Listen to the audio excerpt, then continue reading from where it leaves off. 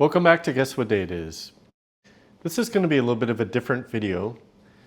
This is going to be kind of a series of checkouts that we're going to do on a different day from our main video, which usually comes out on Wednesdays. So this is just going to be kind of a highlight reel of some of the things that we've checked out on the workbench here before it goes into our booth at the Antique Mall. So tonight we're going to check out some vintage Pioneer stuff. Some went great, some didn't go so well. So let's take a look.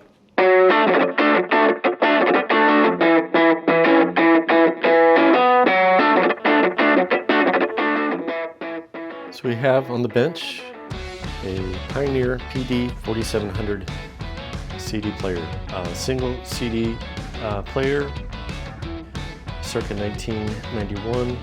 I believe they retailed for about $199. This one is in pretty good shape. I already cleaned it up and checked it out.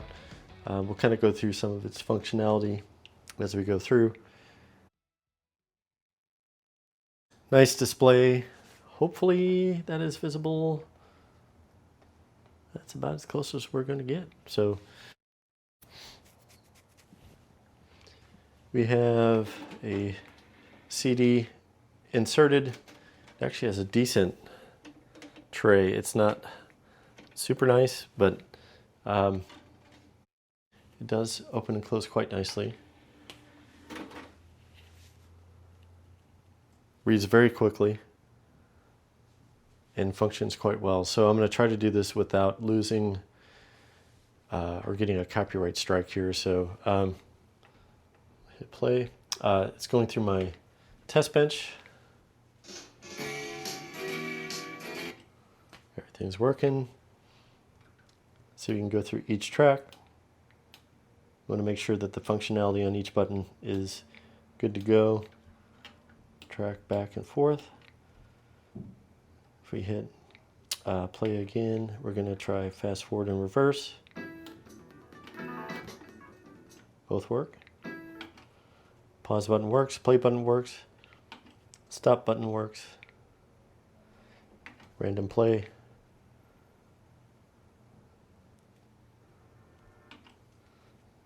Obviously open and close works. Repeat. You can repeat just a single song or you can repeat the whole CD. Highlight scan, I'm not sure exactly what that does. Oh, I know what that does. It goes through each individual track and kind of gives you a highlight of each one so you can figure out what track you want to land on, kind of like a preview. So all of that works. You also have different track buttons. Each track button is functional.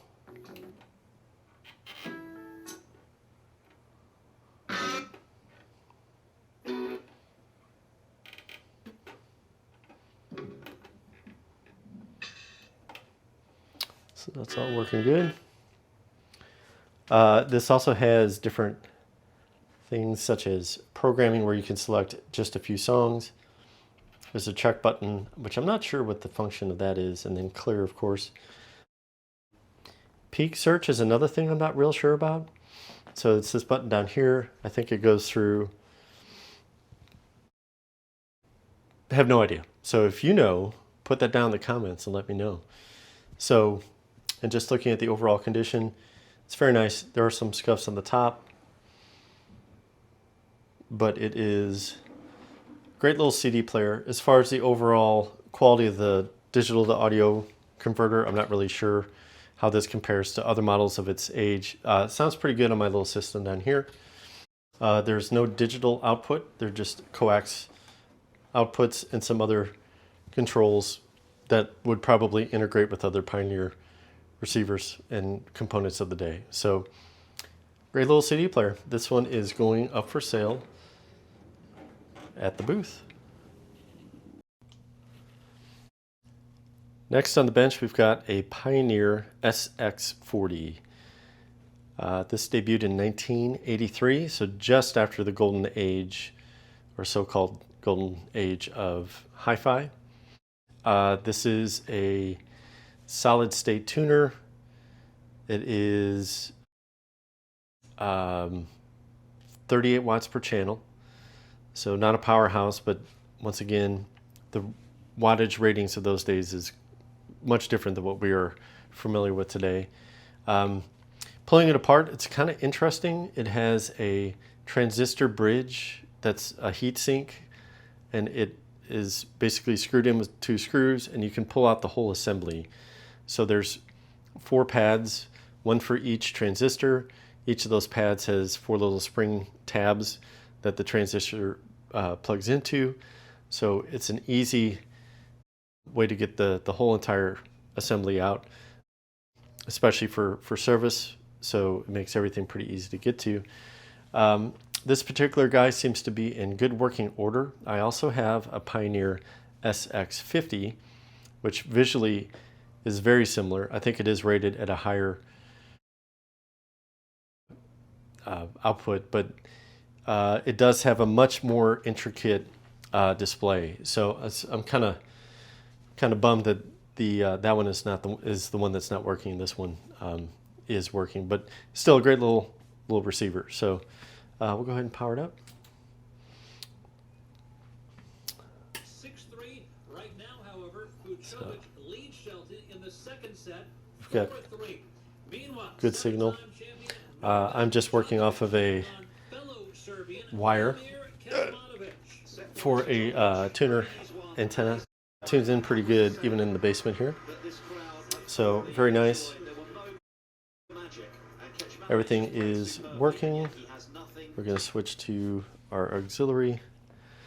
There's an individual light on each individual function. So if we go from video to CD, our auxiliary, AM and FM are both in the tuner section, and then phono right up there. So we'll go back to that. Let's see if we can find any music that's not going to kill me from a copyright strike standpoint, and give her a little bit of a try. So this did require a little bit of a cleanup. It's already been cleaned and it's ready to go. There's one dent that's right there that happened transporting it from my parents' house to here. So that is somewhat unfortunate. The SX50 that I have got a little bit worse wear as well. So overall condition is still pretty solid on this. So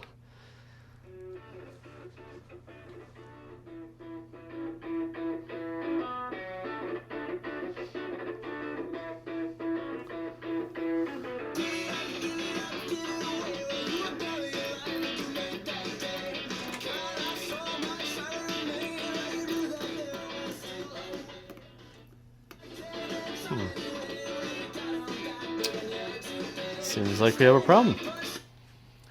Hopefully it's my speaker connection.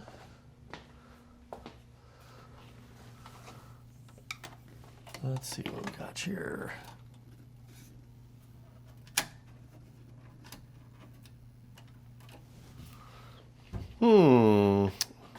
Interesting. I just checked this thing.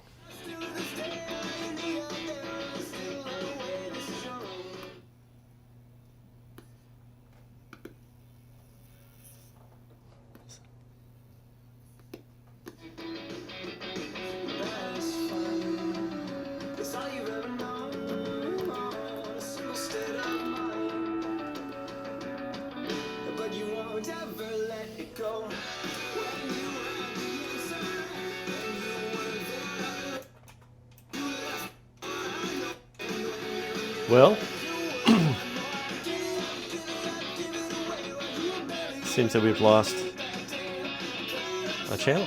So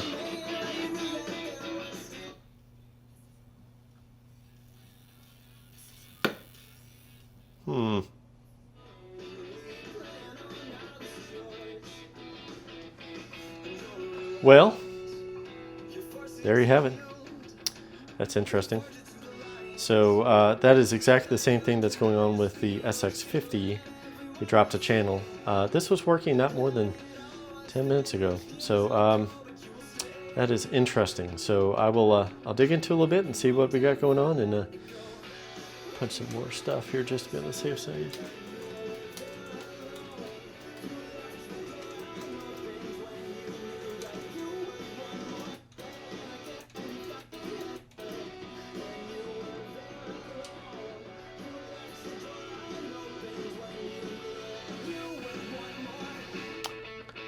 They don't always go as planned. So there you have it, right on live, well, recorded video, but unedited video. So we'll put this one aside and see what's going on with it. Just an update, did some more checking on the SX40. We also have the SX50 that I talked about as well. See, this one's a lot more beat up, but both seem to have similar problems. Both drop the right channel, and both have some burned spots and some melted solder in the, I believe it's the voltage regulator section.